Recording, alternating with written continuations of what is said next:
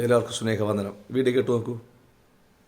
ഇടുക്കി ജില്ലയിൽ പ്രവർത്തിക്കുന്ന high range gospel mission pastor Anil Kodithottam കഴിഞ്ഞ ദിവസം നടത്തിയ പ്രസംഗത്തിന്റെ ചില പ്രസക്ത ഭാഗങ്ങളാണിത്. ഒന്ന് കണ്ടു നോക്കൂ. ബാക്കി കേൾപ്പിക്കാമേ.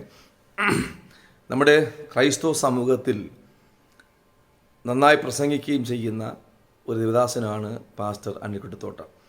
ഞാൻ അനിൽ കൊടിത്തോട്ടത്തിൻ്റെ നല്ല ആരുടെ ആരാധകനൊന്നുമല്ല.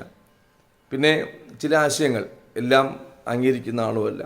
നല്ലത് മാത്രം കേൾക്കുകയും നല്ലത് തിരഞ്ഞെടുക്കുകയും ചെയ്യുന്ന വ്യക്തിയാണ് ഞാൻ. അതുകൊണ്ട് പ്രത്യേകിച്ച് ക്രൈസ്തവ സമൂഹത്തിലോ അല്ല പാസ്റ്റർ സമൂഹത്തിലോ അല്ല ആരാധകരൊന്നും എനിക്കില്ല. പിന്നെ ദൈവജനങ്ങൾ പ്രസംഗിക്കുന്ന സത്യസുവിശേഷം കപടമില്ലാതെ മായം ഇല്ലാതെ പ്രസംഗിക്കുന്ന സുവിശേഷം ഇഷ്ടമാണ്. അപ്പോൾ ഇതിൽ അനിൽ കൊടിത്തോട്ടം ചില കാര്യങ്ങൾ ഇന്ത്യയിൽ നിന്ന് ജാതീയ വ്യവസ്ഥകളെയും അധാർമികതകളെയും അരാജത്വങ്ങളെയും തുറന്നു കാട്ടുന്ന ഒരു പതിവ് നമ്മുടെ അനിൽ കൊടിത്തോട്ടത്തിനുണ്ട്. അതിൽ ഞാൻ സന്തോഷവാനാണ്. അത് നമുക്ക് കിട്ടിയ പ്ലാറ്റ്ഫോമിൽ നാം പറയുന്നതിനേക്കാളും പുള്ളിക്ക് ഒത്തിരി പ്ലാറ്റ്ഫോം കിട്ടുന്നുണ്ട്. ആ പ്ലാറ്റ്ഫോമിൽ പുള്ളി അത് വിശദീകരിച്ച് പറയുകയും സത്യങ്ങൾ പുറത്തു കൊണ്ടുവരികയും ചെയ്യുന്നുണ്ട്. ഇപ്പോൾ ഇത് അനിൽ കൊടിത്തോട്ടം പ്രസംഗിച്ച ഒരു പ്രസംഗത്തിൽ ഹൈന്ദവർക്ക് മുറിവേറ്റു എന്നുള്ള ഒരു പ്രവണതയിലാണ്. ഇപ്പോൾ അവർ ഹൈന്ദവർ ഒന്നിക്കണം, പുള്ളിയെ അടിക്കണം, അല്ലെങ്കിൽ കേസ് കൊടുക്കണം എന്ന് മുമ്പിൽ നിന്ന് ആഹ്വാനം ഈ അനിൽ വേളയിൽ എന്ന് പറയുന്ന പ്രിയ സഹോദരൻ കൊടുക്കുന്നത്. ഇതിനകത്ത് യാഥാർത്ഥ്യം ഞാൻ പറയുന്നത്, ആശയങ്ങൾ നമ്മൾ വാദിക്കുമ്പോൾ ആശയങ്ങൾ യുദ്ധം ചെയ്യുന്നില്ല നല്ലത്. ആയുധം എടുക്കേണ്ട കാര്യമില്ല. വാക്കുകൊണ്ട് യുദ്ധം ചെയ്യാം, വാളെടുക്കേണ്ട കാര്യം ഇല്ല. ഇത് പക്ഷേ ആശയങ്ങൾ അസ്തമിക്കുമ്പോഴും വാക്കുകൾ മുരടിക്കുമ്പോഴുമാണ് ആയുധങ്ങളും വാളും എടുക്കുവാൻ അവർക്ക് താല്പര്യം തോന്നുന്നത്. ഒരിക്കലും ആശയം അസ്തമിക്കാതെ ഒരുത്തന് ആയുധം എടുക്കാൻ തോന്നില്ല. ആശയം കൊണ്ട് യുദ്ധം ചെയ്തുകൊണ്ടേയിരിക്കും, പോരാടിക്കൊണ്ടേയിരിക്കും. വാക്കുകൾ അസ്തമിക്കാത്ത ഒരുത്തൻ ഒരിക്കലും വാളെടുക്കാറില്ല. അവർ വാക്കുകൊണ്ട് യുദ്ധം ചെയ്തുകൊണ്ടേയിരിക്കും. അതാണ് ക്രൈസ്തവ സമൂഹത്തിൽ ഒത്തിരി പേർ ചെയ്തുകൊണ്ടിരിക്കുന്നത്. പക്ഷേ മറ്റൊരു ഭാഗത്തിനകത്ത് അങ്ങനെയല്ല. അവർക്ക് ഈ പറയുന്ന സംഭവങ്ങൾ ഇല്ലാത്തത് കൊണ്ട് അവർ ആയുധവും വാളും എടുക്കുന്നുണ്ട്. അതാണ് ഇപ്പോൾ ഇവിടെ പറഞ്ഞിരിക്കുന്ന വീഡിയോ. പിന്നെ ഇതുകൊണ്ടൊന്നും അനിൽ കൊടിത്തോട്ടമോ ക്രൈസ്തവ സമൂഹമോ ഇനിയിപ്പോൾ പേടിച്ചു മുഖത്തൊന്നുമില്ല. ഇനിയിപ്പം അനിൽ കൊടിത്തോട്ടം പറയുന്ന പോലെ എന്തായാലും അവരെന്നെ കൊല്ലാൻ പോകുന്നു, അതിനു മുമ്പ് ഒരു വീഡിയോ ചെയ്തേക്കാമെന്ന് പറഞ്ഞ് അനിൽ കൊടിത്തോട്ടം ചെയ്യുന്നുമുണ്ട്. അപ്പോൾ അവിടെ പുള്ളി പറയുന്ന ചില കാര്യങ്ങൾ, രാജ്യത്തിൻ്റെ അന്ധതകൾ, രാജ്യത്തിൻ്റെ കപടതകൾ, രാജ്യത്ത് ചില ഒത്തിരി മഹാരഥന്മാർ ഓരോരു കാര്യം ചെയ്തതിനടുത്ത് പറയുന്നു എങ്കിലും അതിനേക്കാളും വലുതാണ് യേശു. അതിനേക്കാളും വലുതിൽ ചെയ്തിട്ടുണ്ട്. മഹാരഥന്മാരെ പറ്റി, പണ്ഡിതന്മാരെ പറ്റി, ഇവിടെ പ്രവർത്തിച്ച ഉന്നതന്മാരെ പറ്റി പറയുന്നു എങ്കിലും അനിൽ കൊടിത്തോട്ടം സ്ഥാപിക്കുന്നത് അതിനേക്കാളും വെളിച്ചം പകരുവാൻ കഴിവുള്ളത് യേശുവാണ്, സുവിശേഷമാണ്, ഈ സത്യപ്രകാശം നൽകുന്നത് ബൈബിളാണെന്നുള്ള ഒരു കാര്യം സ്ഥാപിക്കുന്നതാണ് അനിൽ കൊടിത്തോട്ടം അവിടെ ചെയ്യുന്നത്. അതിലിവിടെ ഈ RSSകാരോ സംഘപരിവാറുകാരോ ഇനി ഹൈന്ദവ സംഘടനകളോ ഹിന്ദുത്വവാദികളൊന്നും അതിൽ വിറകൊള്ളേണ്ട കാര്യമൊന്നുമില്ല. അതിൽ വലിയ പേടിക്കേണ്ട കാര്യം ഒന്നുമില്ല. അത് സത്യമാണ് അനിൽ കൊടിത്തോട്ടം അവർ പറഞ്ഞത്. പിന്നെ ഈ ഹൈന്ദവ സംഘടന പറയും, നിങ്ങളും എവിടെയെല്ലാം നിങ്ങളുടെ ആശയങ്ങൾ പ്രകടിപ്പിക്കുന്നു, എവിടെയെല്ലാം വച്ചുകെട്ടി പ്രസംഗിക്കുന്നു. ഈ ക്ഷേത്രങ്ങളിലൊക്കെ, ഞങ്ങളുടെ ക്ഷേത്രങ്ങളിലൊക്കെ ഞാൻ ചെവി കൊണ്ട് കേൾക്കുന്നതാണ്. ക്രൈസ്തവ സമൂഹത്തിനെതിരെ ഭയങ്കരമായി അപകീർത്തിപ്പെടുത്തു. എല്ലാവരും അങ്ങനെ പ്രസംഗിക്കാറില്ല. ചില നന്നായി പ്രസംഗിക്കുന്ന, മറ്റു മതങ്ങളെ ബഹുമാനത്തോടെ കണ്ട് പ്രസംഗിക്കുന്ന ആൾക്കാരുമുണ്ട്. എന്നാൽ ചില തീവ്ര ഹിന്ദുത്വ RSSകാർ ഇവർ ക്ഷേത്രത്തിൽ വിളിക്കാറുണ്ട്. അപ്പോൾ അവർ ഒരിക്കലും അങ്ങനെ സമയം പാലിക്കാറില്ല.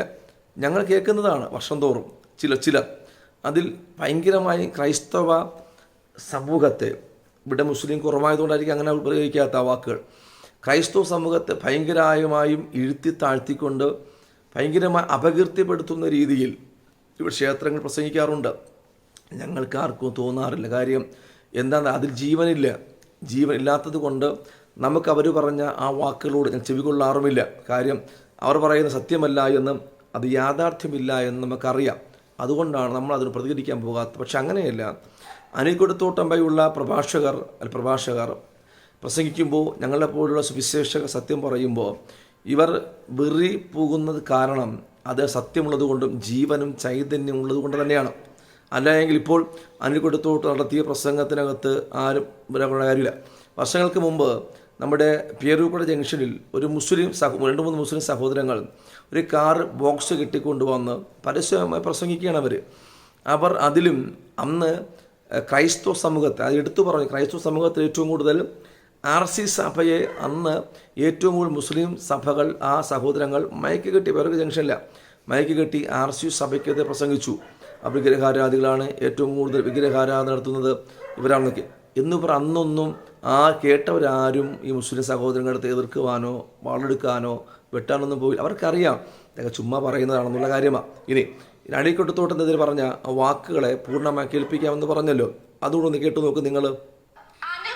അതേ രീതിയിൽ തന്നെ പോലെയുള്ള ക്കെതിരെ ശക്തമായ നടപടി സ്വീകരിക്കാൻ NSS നേതൃത്വം ഒരു മുൻകൈ എടുക്കണമെന്നും ഈ അവസരത്തിൽ സൂചിപ്പിക്കുന്നു. ഇതൊക്കെയാണ് അടി ചോദിച്ച് വാങ്ങുന്നവൻ എന്ന് പറയുന്നത്. ഭാരത കേസരി മന്നത്ത് പത്മനാഭൻ അവരുടെ സിനിമ ഇറങ്ങാത്തത് ധാരാളം സർട്ടിഫിക്കറ്റ് വേണ്ടി വരുമെന്നതിനാലാണെന്നാണ് മഹാന്റെ വാദം. അനിൽ കൊടിത്തോട്ടം എന്ന പാസ്റ്റർ നേതൃത്വം തല്ലുകൊള്ളി ദുർവിഷ പ്രസംഗം നടത്താൻ തുടങ്ങിയിട്ട് കാലം കുറച്ചായി. ഇവനൊക്കെ ഹിന്ദു എന്ന് കേൾക്കുമ്പോഴേ ഹാലിളകും. നായർന്ന് കേട്ടാൽ പിന്നെ അവന് ബോധക്ഷയം വരെ വന്നേക്കാം. സമുദായത്തിൽ ജനിച്ച ഇവന് സ്വന്തം ജന്മത്തോടും ജാതിയോടുമുള്ള അപകർഷതാ ബോധം കാരണം മതം മാറിയവനാണ്. ഈ നികൃഷ്ടനെ പാരമ്പര്യമുള്ള ഏതെങ്കിലും ക്രിസ്ത്യാനി അംഗീകരിക്കുമോ? വിദേശ ഫണ്ട് വാങ്ങി ഭാരതം ക്രൈസ്തവവൽക്കരിക്കാൻ അച്ചാരം വാങ്ങി നടക്കുന്ന ഒരു നാണം കെട്ടവൻ നാളെ ഇവന്റെ പരമ്പരകളും പറയും ഞങ്ങൾ തോമാസ്ലിഹ മതം മാറ്റിയ നമ്പൂതിരിമാരാണെന്ന്. ഇതൊന്നും കേട്ട് ഇവിടുത്തെ ഹിന്ദു സംഘടനകൾ മിണ്ടാതിരിക്കുമെന്ന് നീ ഒന്നും വിചാരിക്കേണ്ട. ഇത്തരം നാറുകൾക്കെതിരെ ഔദ്യോഗികമായി തന്നെ സംഘടനകൾ പരാതി നൽകുകയും വേണ്ടി വന്നാൽ കൈകാര്യം ചെയ്യുകയും ചെയ്യും. പറഞ്ഞല്ലോ, അപ്പോൾ വേണ്ടി വന്നാൽ ഹിന്ദു സംഘടനകൾ മിണ്ടാതിരിക്കില്ല, അവർ കൈകാര്യം ചെയ്യുമെന്നാണ് പറയുന്നത്. പിന്നെ ചിരി വരുന്നു.